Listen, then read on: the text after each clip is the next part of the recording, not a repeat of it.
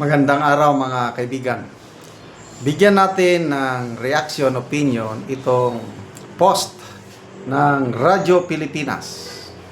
Government station ito Comelec Chair Garcia itinanggi ang mga paratang ng mga Marines hinggil sa akusasyon may tinanggap umanong pera ito mula kay Saldico.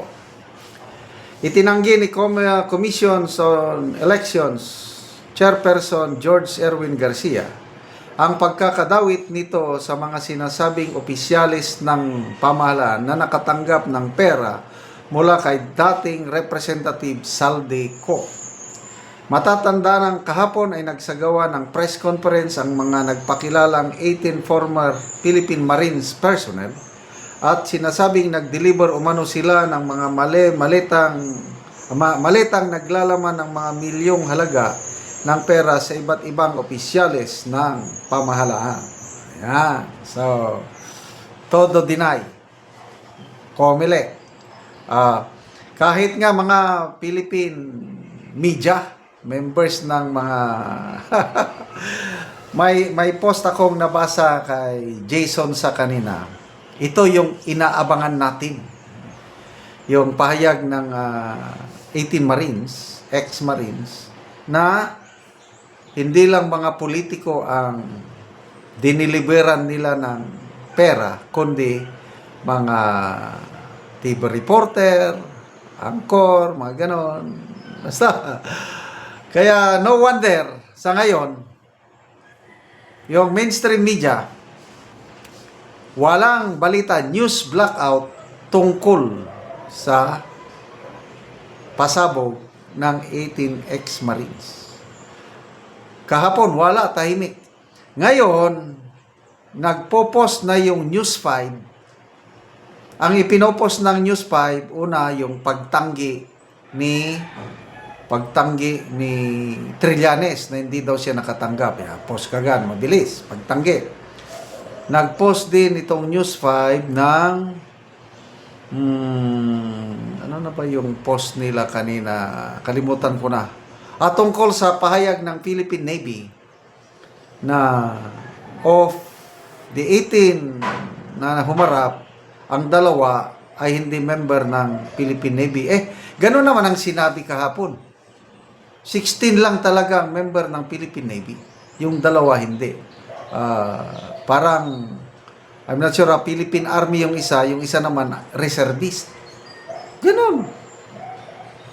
So, what's the matter? Tapos, post ng News 5 na ang iba daw doon sa 16 Marines, ang iba daw doon na discharged dishonorably. So what? Ang issue doon, nag-deliver sila ng mali-malitang pera galing sa kaban ng taong bayan sa mga politiko, yan, kasama ang Comelec, kasama ang mga Philippine media at iba pa. Yun ang issue doon, yun ang sagutin, deny. Yes, you can deny. Kasi ito, aligasyon pa naman lang ito. I-deny ninyo to the max. Kailangan ang taong bayan, may karapatan. Kami, may karapatan tayo, taong bayan, humusga. Kasi, isa tayong korte. Court of Public Opinion, yung sinasabi ko niyan, yan ang first level. Public opinion. Labanan yan. Tapos, Court of Law, yung mga korte na natin yan. Ebidensya ng kailangan. Then, meron pang Court of God. Ang Diyos nakikita niyang lahat. Walang makakatakas sa paningin ng Diyos. Recorded lahat ang ating ginagawa. Kaya yung mga mali-maleta na yan, pwedeng ma-deny nila sa Court of Public Opinion, pwedeng hindi sila makasuhan, pagdating sa Diyos, nako, yari sila. Tingnan natin nagka-comment. 4,700 ang people who reacted.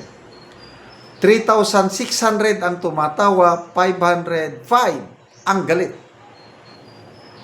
547 lang ang nag-like o naniniwala kay. So mga ilang percent? Sabihin mo na lang 90%. Hindi naniniwala dito sa pag-deny ni COMELEC Chairman Garcia. Comments? Jimmy Anonsa, kahit ibala pa kayo sa kanyon, hindi aamin, kaya nanalo si Abante dahil dyan. Merzaim Sibiliano, what truly matters to Filipinos is their testimony. Correct. If they witness or participated in the transfer of heavy luggage under questionable circumstances, their voices deserve to be heard, protected, and taken seriously. Agree ako niyan.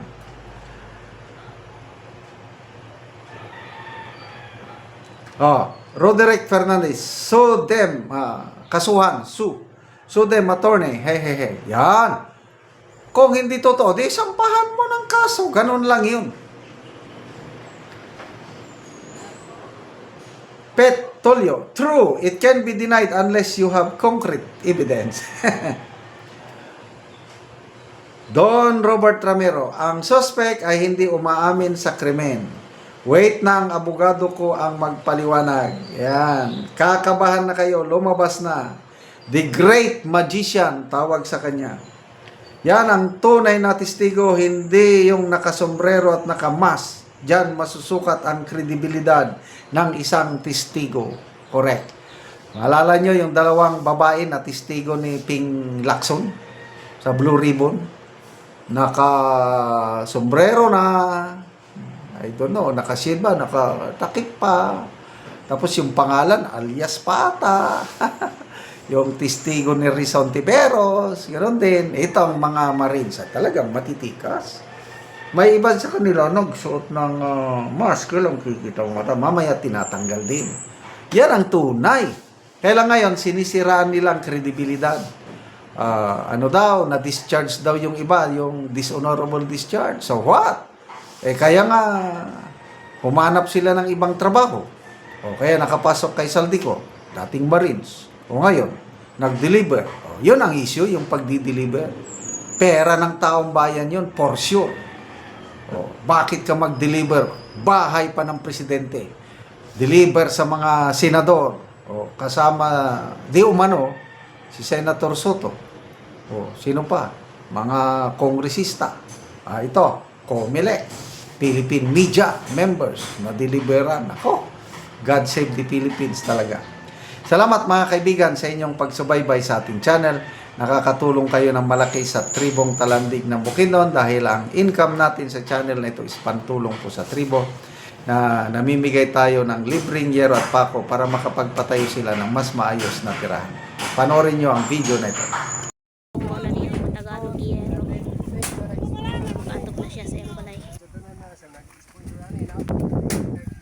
So mo na yung atupan ngayang balay. Yan. So mo na yung atupan nga balay niya. Balay sa tao.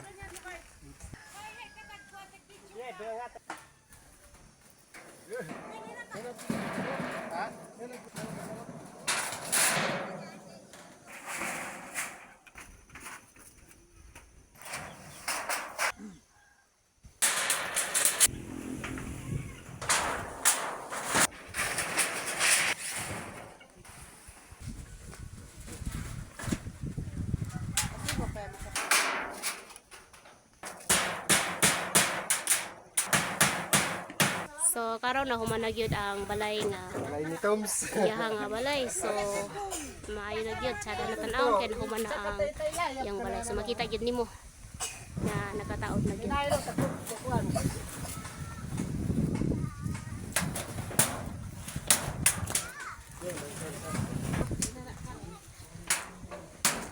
So makita gyud nimo ang view sa yang balay. O karon unsa imong masulti nga nahuman na gyud ang imong balay. Siyempre, api kahit ang natagaan ta, magabalay na kita kay sa nagtala nag-sponsor. Salamat sa mga para sa inyo mga kung wala pang tabang di pa ko pakabalay kay nagigluna ko sa nginikalan sa salamat. So pila na imong anak nga kuan ay pa ka nakabalay? Dua. Duha imong anak. So nakigpuyo lang ka sa imong ginikanan. Siyempre, oo. Yang ta. Ang makakwarta. Salamat gid kayo kay nakabalay nako.